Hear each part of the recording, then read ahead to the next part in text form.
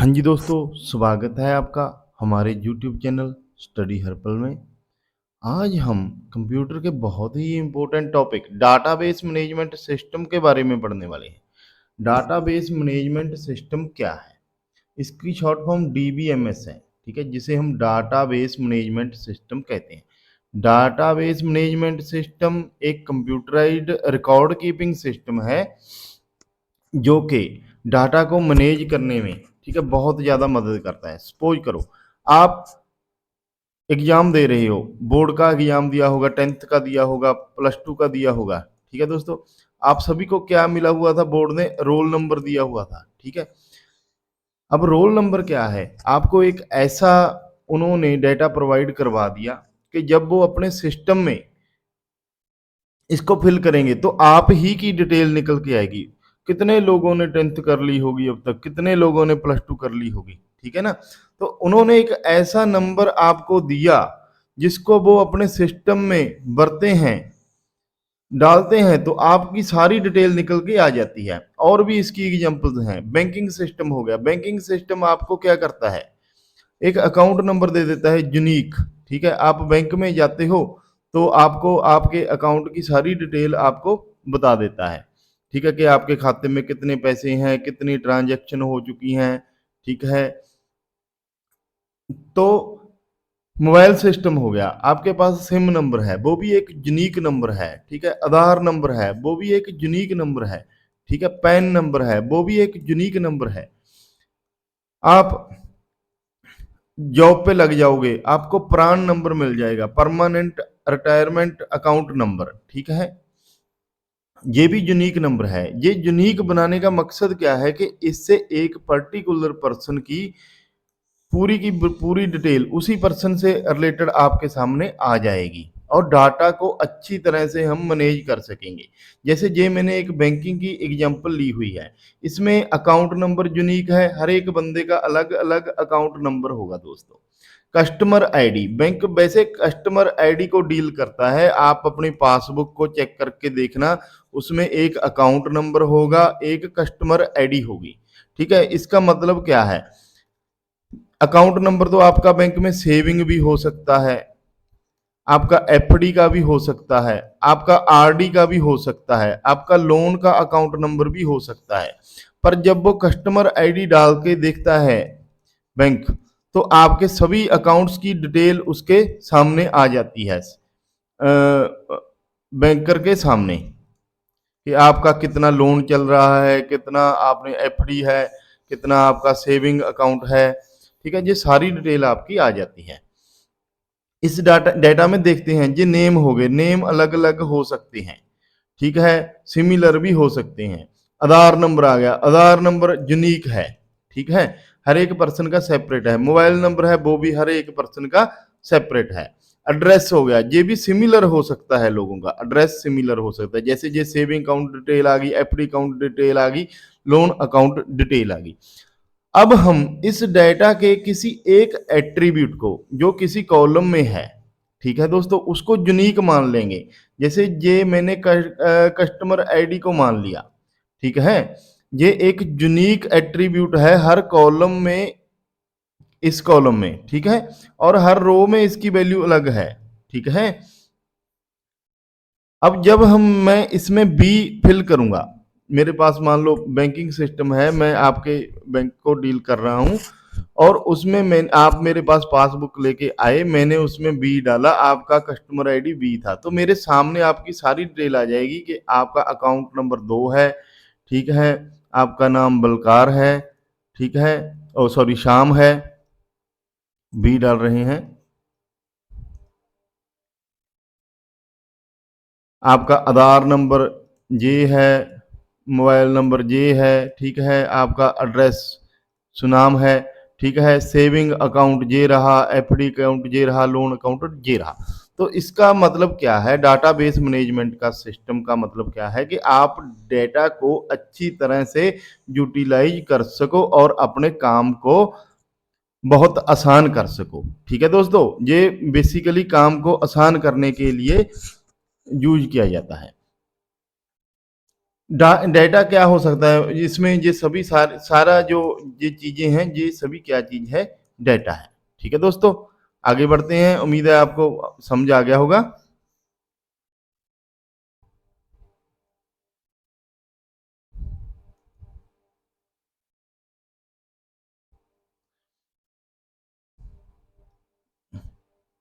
इसमें क्या था, हमारे पास रोज थी, कॉलम्स थे, और उनमें एक रिलेशन बन रहा था, और वो क्या था, एक रिलेटेड रिकॉर्ड्स थे। ठीक है, जिसकी हमें जरूरत थी।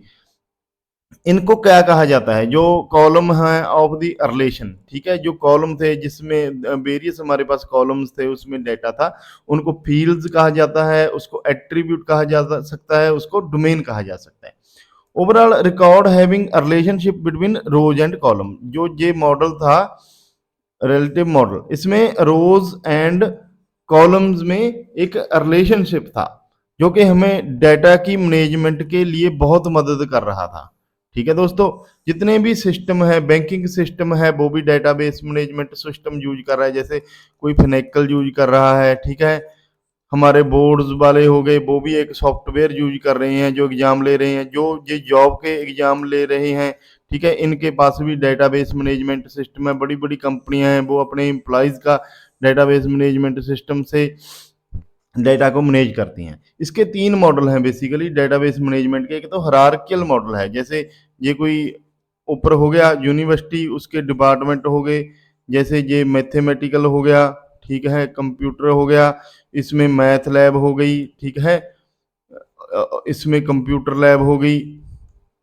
तो ये क्या है, एक हायरार्कियल मॉडल है, ऊपर से नीचे को आ रहा है। और दूसरा हमारे पास हो गया नेटवर्क मॉडल। नेटवर्क मॉडल में क्या होगा, इनका भी इंटरकनेक्शन होगा। ये कॉलेज है, या ये मैथ डिपार्टमेंट है, ठीक है, ये कंप्यूटर डिपार्टमेंट है, ये लाइब्रेरी आ गई हमारे पास। ये आपस में भी इंटरकनेक्टेड हो सकते हैं। कुछ टीचर मैथ के कंप्यूटर के डिपार्टमेंट में लेक्चर लगा सकते हैं, कंप्यूटर के मैथ के डिपार्टमेंट में लगा सकते हैं। कोई कॉमन सब्जेक्ट हो सकता है, लाइब्रेरी दोनों के लिए कॉमन है। ठीक है, ये क्या हो गया, नेटवर्क मॉडल के डेटा का एक दूसरे से भी रिलेशन है। ठीक है दोस्तों, आगे बढ़ते हैं।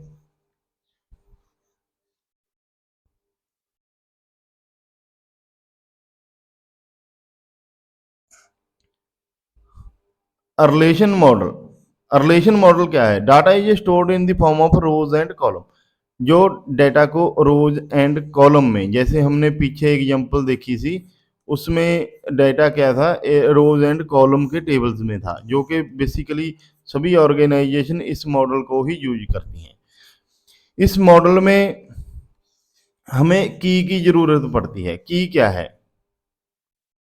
की identify any row of data in a table. In a real world application, a table could contain thousands of records. Moreover, the records could be duplicate. ठीक है दोस्तों, रिकॉर्ड्स क्या हो सकते हैं, डुप्लीकेट भी हो सकते हैं। तो की in relation based database management system ensure that you can uniquely identify a table record despite all these challenges. इसका मतलब क्या है, जैसे मैंने बताया कि बैंक आपको एक अकाउंट नंबर देता है, यूनिक नंबर देता है, रोल नंबर देता है, वो क्या होता है, यूनिक नंबर होता है। ठीक है, तो ये क्या है, ये एक की है, एक कॉलम है, उसमें ये डिफरेंट डिफरेंट पर्सन्स के रोल्स नंबर हैं। मैंने इस कॉलम को की मान लिया। की क्या मतलब क्या है, ये यूनिक रिकॉर्ड है। जब मैं इसको भरूंगा, रोल नंबर को भरूंगा, तो आपकी सारी डिटेल मेरे सामने आ जाएगी। आपका नाम, आपका एड्रेस, आपके 10th में कितने मार्क्स हैं, कितने सब्जेक्ट आपने स्टडी किए हैं, वो सारा डिटेल। किसी और का रोल नंबर डालूंगा तो उसका रोल नंबर डालूंगा तो उसकी इंफॉर्मेशन मेरे पास आ जाएगी। तो इस कहने का मतलब क्या है कि जो की है वो एक कॉलम को हम, ठीक है, ऐसा यूनिक यानी कि नंबर देते हैं कि उससे हम सभी रोज में जो डेटा है किसी पर्टिकुलर पर्सन का, उसको हम आइडेंटिफाई कर सकें। ठीक है, क्योंकि डेटा हमारे पास बहुत ज़्यादा है। ठीक है, तो यूनिकली आइडेंटिफाई करने के लिए किसी पर्टिकुलर पर्सन को का डाटा निकालने के लिए हमें क्या यूज करना पड़ता है, की। किसी कॉलम को की मानना पड़ता है, और उस कॉलम में यूनिक डाटा होना चाहिए जो कि एक ही पर्सन के पास हो। जैसे मोबाइल नंबर हो गया, आधार नंबर हो गया, पैन नंबर हो गया, ठीक है, रोल नंबर हो गया, ये सभी यूनिक डाटा है। और इसमें अब देखते हैं की कितने प्रकार की हो सकते हैं। सुपर की, ए सुपर की is a group of single और मल्टीपल कीज। ठीक है दोस्तों, ये हमने की माना, मान लो कस्टमर आईडी मान लिया, अकाउंट नंबर मान लिया। एक अकेली कस्टमर आईडी भी इंफॉर्मेशन बता सकती है, और किसी किसी में ऐसे भी हो सकता है कि यूनिकनेस लाने के लिए हमें कस्टमर आईडी और अकाउंट नंबर दोनों का ही यूटिलाइजेशन करना पड़ सकता है।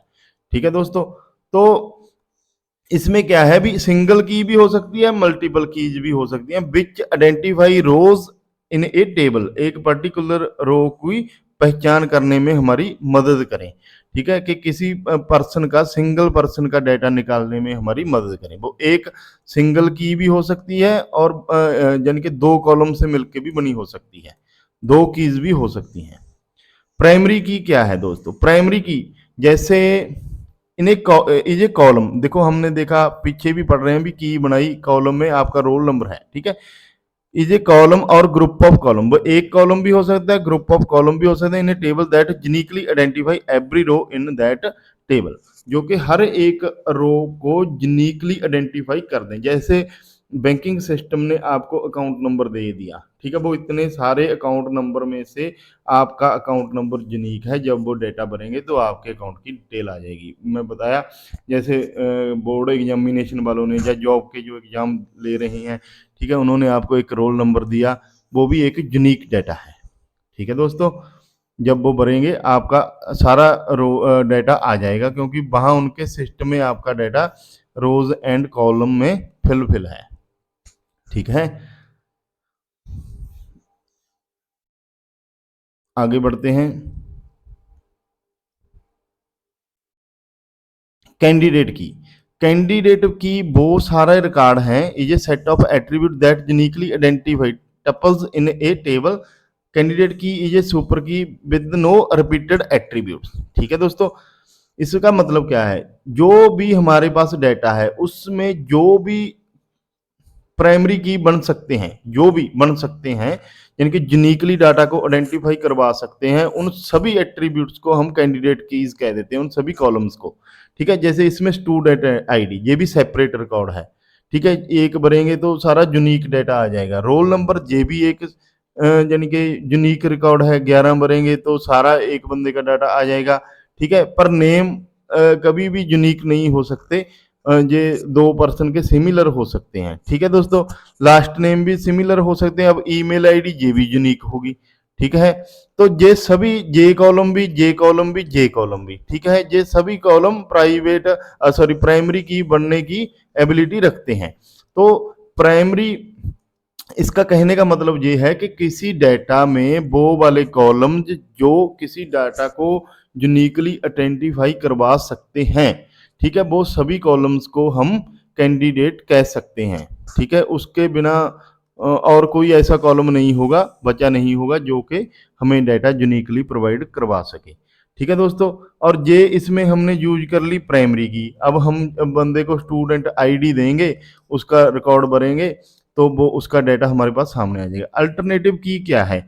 अल्टरनेटिव की का मतलब है कि प्राइमरी की के अलावा जो बाकी कैंडिडेट कीज थी, जो यूनिकली डाटा प्रोवाइड करवा सकती थी, ठीक है, उनमें से जो बच गई हैं उनको हम अल्टरनेटिव की भी कह सकते हैं। ठीक है ना, बात समझो कि कैंडिडेट की में कितने कॉलम आए हमारे पास? 3।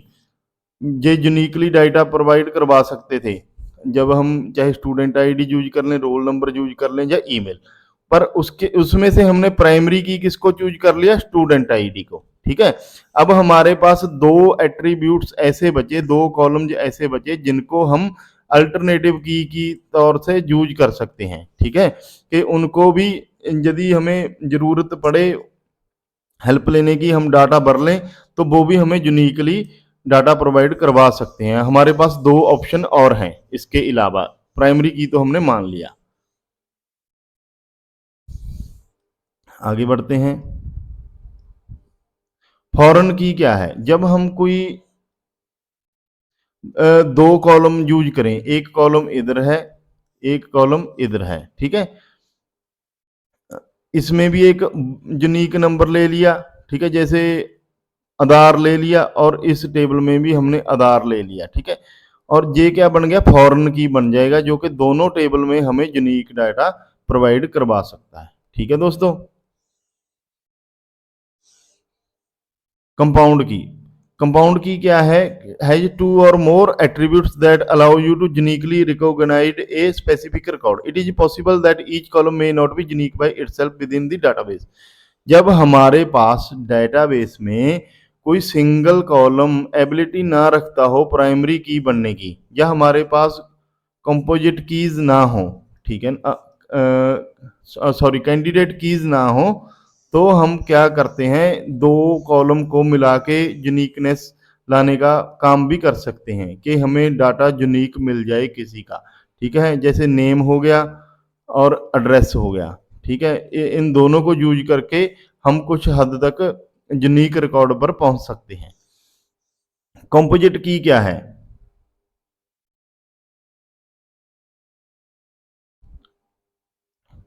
इसका मतलब भी कंपाउंड की के जैसा है, ठीक है दोस्तों, इसका मतलब भी कंपाउंड की के जैसा है।